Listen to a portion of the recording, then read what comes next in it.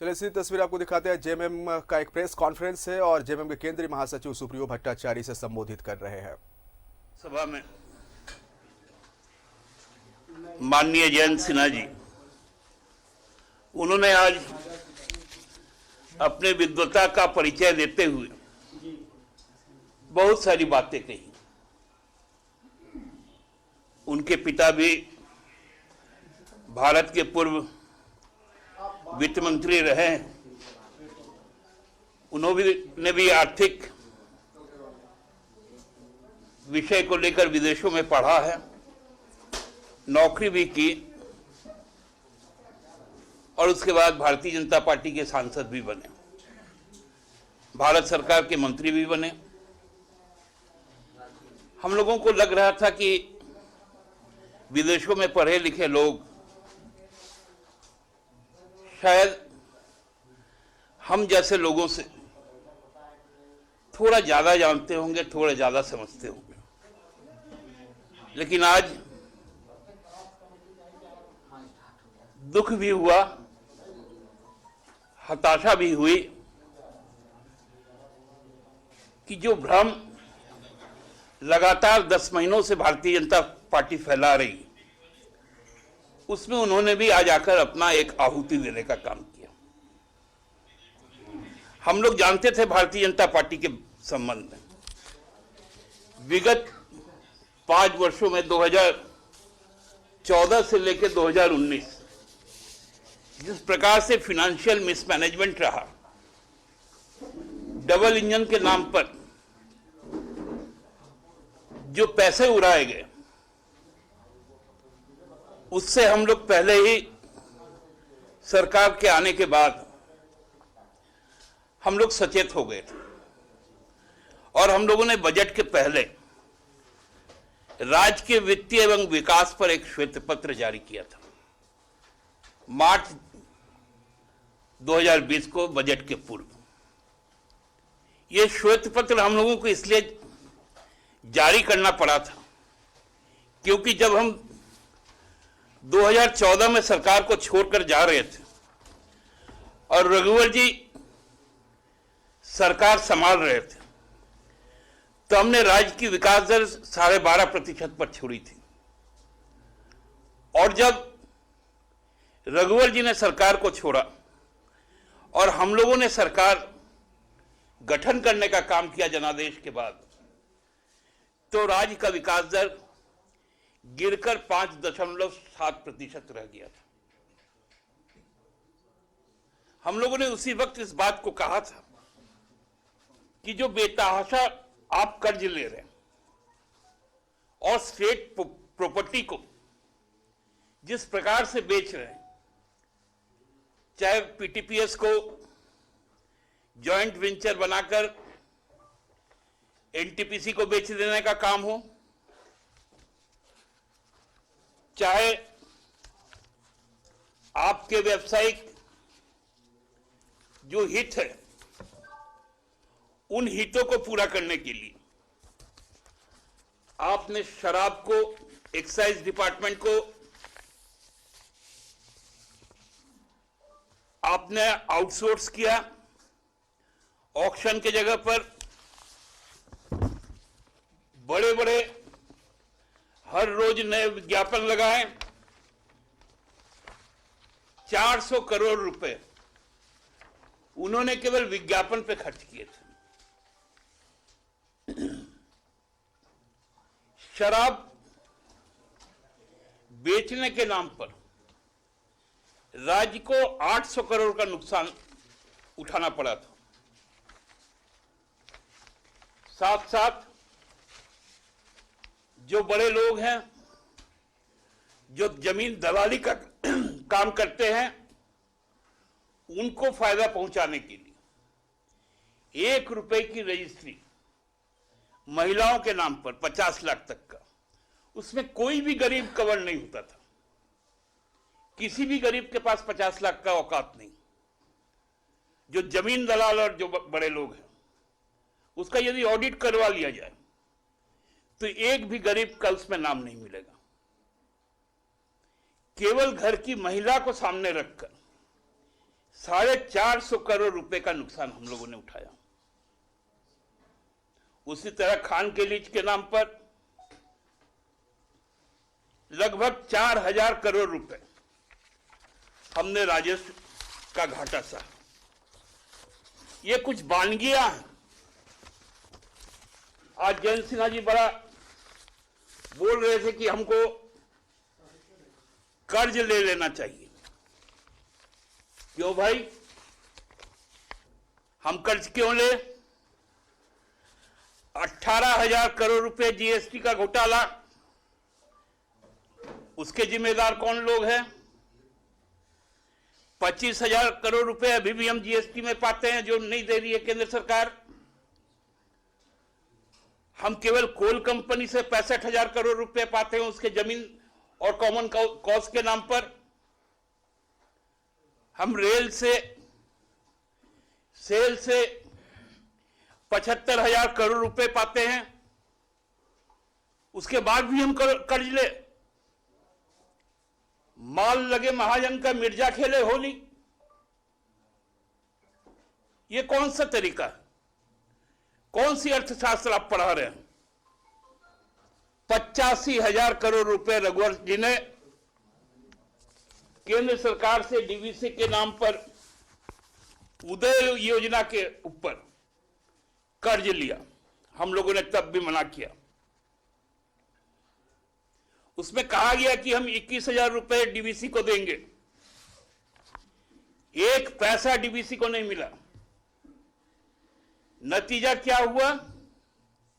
हमारा 14.50 करोड़ रुपए आरबीआई ने काट लेने का काम किया। यह अन्याय हम लोगों के साथ हुआ। एक कहावत है ना, खेत खाए गधा मार खाए जुल्हा। खाओ तुम भरे हम, यही इस राज्य सरकार की विगत 5 वर्षों की नीतियां रही। आप सब जानते होंगे, दिसंबर माह में इलेक्शन था। दिसंबर माह में स्टेट एम्प्लॉइज को 16 दिसंबर को उनका तनख्वाह मिला था। खजाना इस प्रकार से लूट लिया गया था। हम लोगों ने तब भी कहा, केंद्र सरकार ने भी इस बात को माना, जब भुवनेश्वर में पूर्वी प्रांतों के जो राज्य हैं उनकी आर्थिक समीक्षा हुई, जिसमें नीति आयोग और आरबीआई भी थे। उन्होंने कहा कि यहां पर जो बैंकिंग सिस्टम है, वो बैंकिंग सिस्टम में जो डिपॉजिट तो ले लेते हैं लोग, लेकिन क्रेडिट नहीं करते राज्य के लोगों को, जिसको हम लोग सीडी रेशियो कहते हैं। हम लोगों ने उसी समय कहा था कि ये बातें गलत है, इन बातों पर रोक लगनी चाहिए। हम लोगों से जो 7% का जो निर्धारित लक्ष्य रखा गया था सीडी रेशियो में, उसको घटाकर 40% कर दिया गया।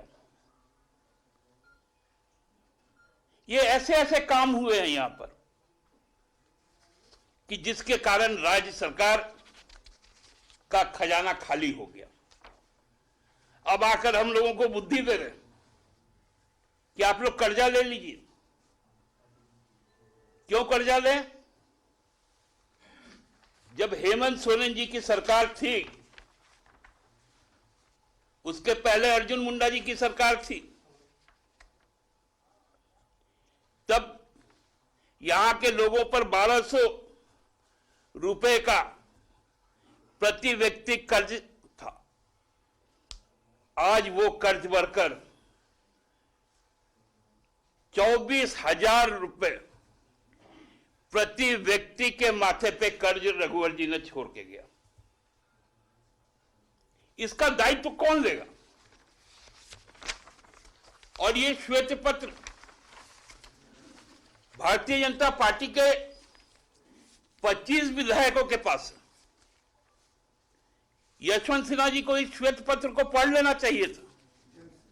जयंत सिन्हा जी को माफ करेंगे, उनको पढ़ लेना चाहिए था। झूठ बोलने के लिए भी तो कोई आधार होनी चाहिए ना। मोमेंटम झारखंड पे क्यों नहीं कहे? यहां पर तो आए थे खेलगांव में। एक व्यक्ति के लिए हेलीकॉप्टर उड़ता था बिरसा मुंडा एयरपोर्ट से खेलगांव के हेलीपैड तक। आप भी तो उड़कर आए थे। उसका खर्च कौन वहन करेगा? आप यहां से 13 लोकसभा के सदस्य हैं।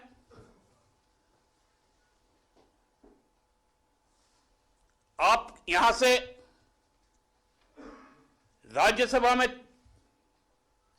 4 सदस्य हैं। आपने कभी क्या कहा कि इस राज्य से बेईमानी मत करो? धनबाद और चक्रधरपुर, ये 2 रेल मंडल भारत को सबसे ज्यादा राजस्व देता है, लेकिन हमको रेल परियोजना पूरा करने के लिए 2/3 खर्च उठाना पड़ता है। बहुत सारे ऐसे राज्य हैं जिनको रेल को पैसा ही देना नहीं पड़ता, लेकिन हम लोगों से 2/3 पैसे लिए जाते हैं। आरओबी बनाने के लिए आधा हिस्सा लिया जाता है और सांसद यहां आके गलत बयानी करते हैं। ये बातें तो पार्लियामेंट में उठानी चाहिए ना। आप किसको भ्रम में रखना चाहते हैं? आप कण कण को बेचना चाहते थे और आपने बेच भी दिया। अडानी को कोयला हमारा, पानी हमारा, जमीन हमारा, मानव संसाधन हमारा और बिजली बांग्लादेश को। आज एनटीपीसी के नाम पे उजड़ गए लोग। पीटीपीएस को बेचा आपने।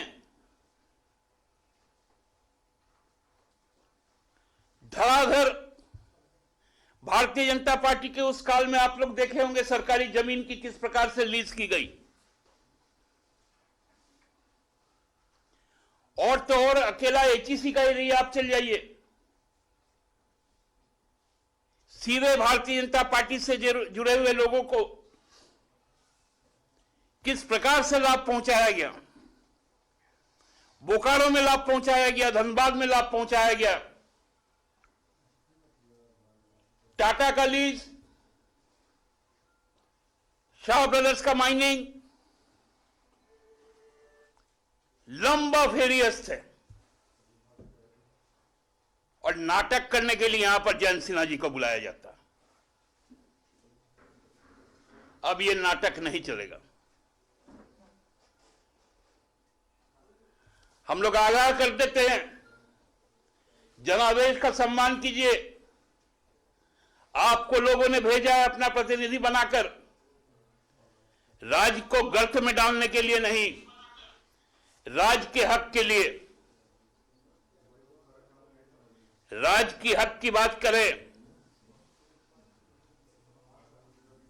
3.5 करोड़ जनता जिस चीज को चाहती है वो है विकास, उसकी समृद्धि, उसकी शांति। उसमें आप भ्रम मत फैलाइए। कुछ तो पढ़ लिख कर आइए। हमारा कार्यालय आज से खुला रहेगा भारतीय जनता पार्टी के लोगों के लिए। लोग आए, विगत 5 वर्षों में एक बाहरी आदमी किस प्रकार से इस राज्य को लूटा है, उसका पूरा दस्तावेज के साथ उनको हम सिखाने का काम करेंगे। 6 महीने हमसे ट्यूशन ले, हम बिना पैसे का, मुफ्त का उनको ट्यूशन देंगे। उसके बाद सरकार की आलोचना करें। 14 महीनों में हेमंत सोरेन जी की सरकार पर एक भी फाइनेंशियल रेगुलेटरी का चार्ज नहीं लगा पाई थी सरकार। 10 महीने में एक भी ऐसा काम नहीं हुआ जिस पर कोई उंगली उठा पाए। और आप 5 वर्षों तक इस राज्य को लूटने का काम किया। हिसाब तो अब होगा जयंत बाबू, हिसाब हम लोग जरूर करेंगे। राज्य का खजाना जिसने भी लूटा है, चाहे वो पदाधिकारी हो, चाहे वो मंत्री विधायक हो, चाहे नगर विकास मंत्रालय हो, उद्योग हो, ऊर्जा हो, स्वास्थ्य हो, शिक्षा हो, ग्रामीण विकास हो, कृषि हो, हिसाब तो सबका होगा। और तब फिर आपको हम लोग यहां पर बुलाएंगे, तब आप एडवोकेसी कीजिएगा रघुवर राज का। रघुवर राज के बारे में हम लोग जितना भी बोले, आप सोचेंगे विपक्ष के लोग हैं। उनके कैबिनेट के मंत्री बार बार इस बात को कहते थे कि यह सरकार लूटने पर तुली हुई है। उनका कैबिनेट मंत्री, और कैबिनेट में वो शामिल नहीं होता था, लेकिन उनको बर्खास्त करने का भी उनको ताकत भी नहीं था, और उन्होंने ही मुख्यमंत्री को हरा कर आने का काम किया। ये जो करनी था उसका भरनी था। आज पुनः भारतीय जनता पार्टी के मेरे मित्रों को कहेंगे कि आइए कुछ सीखिए, जानिए, समझिए, उसके बाद सकारात्मक विपक्ष की भूमिका निभाइए। इस प्रकार की अनर्गल बातें ना करें, ये गंदी बातें हैं और समाज गंदगी पसंद नहीं करता। आज इतना ही। कोई यदि आपके प्रश्न हो तो वो अपेक्षित है। जयंत सिन्हा जी प्रेस कॉन्फ्रेंस में बोले कि हम लोग जब दिए थे तो उस समय खजाना भरा हुआ था, खाली नहीं था। बोलिए। वही तो हमने कहा कि श्वेत पत्र में हमने सब बातें रख दी थी। आज 1 तारीख को तनख्वाह होता है पिछले 10 महीनों से। क्या मजबूरी थी कि 16 दिसंबर को तनख्वाह देना पड़ा था? दादा वो कह रहे हैं कि संकट का वक्त है, संकट के वक्त में कर्ज लेने में क्या दिक्कत आ रही है? संकट में तो हर बार कई राज्य कर्ज ले रहे हैं सरकार से। तो वो राज्य कर्ज ले रहे हैं जिनके पास बकाया नहीं है। हमारा माल केंद्र सरकार मजा ले, ये कैसे हम लोग? महाजन कभी कर्जदार बनता है क्या? हम तो महाजन लोग हैं।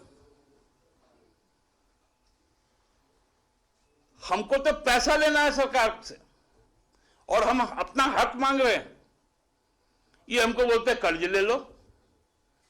85,000 करोड़ रुपए तो कर्ज लिया था रघुवर दास जी ने, उसी का तो हम लोग ऋण ले चुका रहे हैं। अब जो कर्ज लेंगे उसका हिसाब कौन देगा? 5 सालों में 20 गुना हम लोगों पे कर्ज बढ़ गया।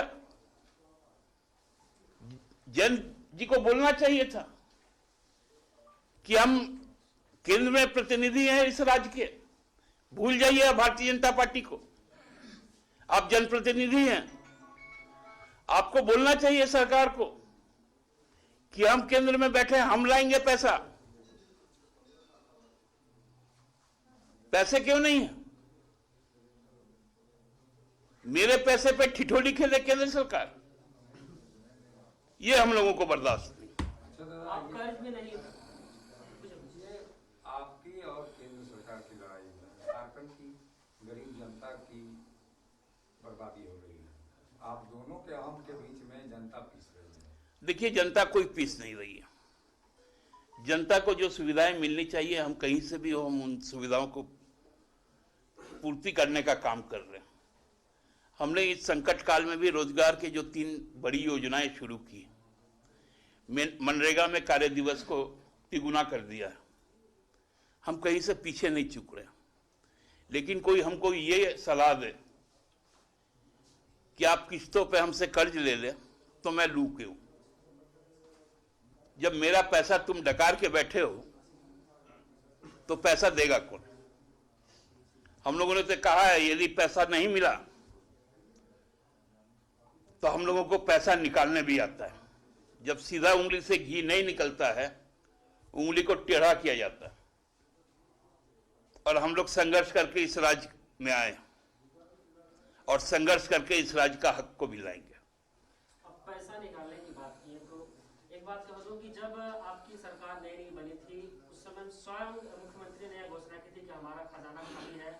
अब भी आप कह रहे हैं कि खजाना खाली है, और अब बीजेपी जो कह रही है कि ये कर्ज लें, तो आप इसमें भी असहमत है कि कर्ज नहीं लेंगे। तो फिर आप क्या वो पहल करेंगे जिससे आप खजाना को जो भरा वो भी भर जाए और आपका विकास का पहिया ना रुके? देखिए, विकास का पहिया रुकेगा नहीं। हमारे पास इतने संसाधन हम जरूर पैदा कर लेंगे, और हम यदि फिजूल खर्ची केवल रोक दें तो आप देखिएगा कि इस राज्य को आत्मनिर्भर बनने में ज्यादा समय नहीं लगेगा। हम लोग उस दिशा में काम कर रहे हैं, और जब चुनाव के वक्त भी हम लोग जो खजाना लेने से पहले का स्थिति हम लोगों ने दिया, और चुनाव के ऐन पहले हम अपने ट्रेजरी का हिसाब भी देंगे कि हमने कर्ज को घटाया है, लोगों को रोजगार से जोड़ा है, यहां समृद्धि भी आई है। बहुत सारी योजनाएं रघुवर सरकार जी के समय में अनावश्यक योजनाएं थी। आप यदि विधानसभा भवन को ही एक दृष्टांत तौर पर ले, हमारे यहां का जो स्ट्रेंथ है 81 का, और भविष्य में भी जो स्टेट का आकार है उसकी भी यदि हम परिकल्पना कर ले आगामी 50 वर्षों की भी, तो हमको लगता है कि 200 से ज्यादा का स्ट्रेंथ नहीं हो पाएगा। लेकिन जो अकेला विधानसभा बना है वो हमको लगता है कि पूरे देश में लोकसभा के बाद सबसे बड़ा बिल्डिंग बन गया। क्यों? इससे ठेकेदार को फायदा था, इससे इंजीनियर को फायदा था, इससे भवन निर्माण के जो तत्कालीन मंत्री और मुख्यमंत्री एक साथ थे उनको फायदा था। ऐसे कई सारे आप योजनाएं देखेंगे जो अनावश्यक रूप से, और इसी पे वित्तीय बोझ बढ़ा। हाईकोर्ट ने भी कहा, जिस प्रकार से वहां एस्टीमेट का घोटाला होता था उस सरकार में, जो ये अनावश्यक खर्च आप यदि रोक देंगे तो आपके पास इतनी धनराशि है कि आप राज्य को संचालित कर पाएंगे। दादा, तो जैन सिन्हा तो आपकी वित्तीय प्रबंधन पे सवाल उठा रहे हैं। वो कह रहे हैं कि आपका वित्तीय प्रबंधन इस तरीके के खजाना खाली। वाह, 5 साल रहे आप, खाली खजाना आप देके गए